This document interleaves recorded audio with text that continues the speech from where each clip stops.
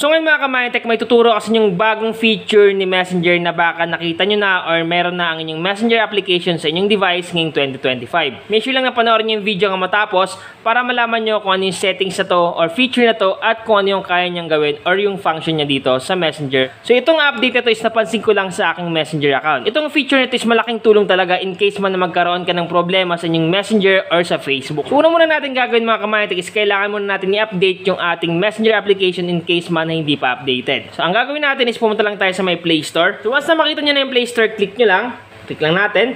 Then dito sa may baba, may makikita kayang search button. Click mo lang. Pag naklik mo na yung search button, click mo naman tong search bar dito at ilagay mo lang yung Messenger. So once na malagay mo na yung Messenger, automatic lalabas yan dyan. Pag may nakita kayo ditong update sa may Messenger, i-click nyo lang yung update. Para in case man may mga bagong features, may mga bagong settings, may mga bagong updates, automatic magkakaroon ng inyong Messenger application sa inyong device.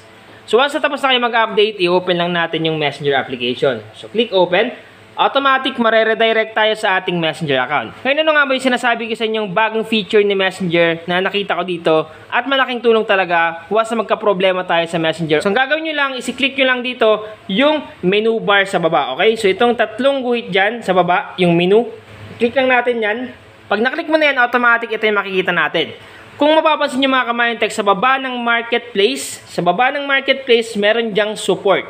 So ano nga ba itong support na to? So pag click mo yung support, makikita mo dyan yung something else. So ano nga ba to? So pag click mo yan, pwede ka na dito magpatulong once na may problema ka sa inyong Messenger or sa Facebook man. For example, nagkaroon ng problema ang inyong Facebook, may mga glitch or may mga problema kayo sa pag-login or may problema kayo halimbawa na disable, automatic pwede kayo dito humingi ng tulong sa may Meta Support. Kung mapapansin nyo nakalagay dyan, Meta Support. So pwede tayo dito magtanong or magpatulong sa kanila para maayos yung mga problema natin sa Messenger man or sa Facebook.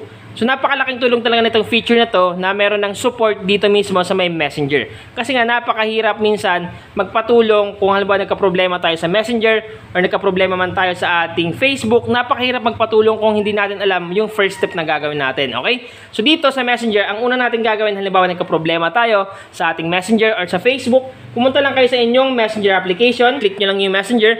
So updated nyo yung Messenger nyo, halimbawa na-update nyo na, sunod natin gagawin is i-click mo lang yung menu sa baba. Click menu, then may mapapansin ka na dyang support, okay? So pag nakita mo na yung support dyan, ibig sabihin lang pwede ka na magpatulong or magtanong kung ano yung mga dapat gawin para maayos yung mga problema natin sa Messenger man or sa Facebook. So napakalaking tulong talaga nitong support. So i-check nyo na ngayon ang inyong Messenger account kung meron na kayong support na nakalagay or kung wala pa, i-update nyo lang yung inyong Messenger application sa Play Store. Or kung kayo naman ay naka-iPhone, i-update nyo lang sa App Store. So halimbawa, in-update nyo na pero wala pa rin kayo nakitang support na katulad nito, walang problema mga ka-Mindtech. Kasi nga, hindi naman talaga lagi sabay-sabay yung pag-update ng mga features dito sa Messenger. So ang gagawin lang natin, once na nagawa na natin i-update pero wala pa rin, magantay lang tayo ng mga konting araw or konting weeks or minsan inaabot ng months. Depende kasi sa pag-update ni Messenger. Pero once na nag-update kayo at nagkaroon kayo ng support na feature, talagang malaking tulong kasi nga pag may problema ka sa Messenger, pag may problema ka sa Facebook, automatic,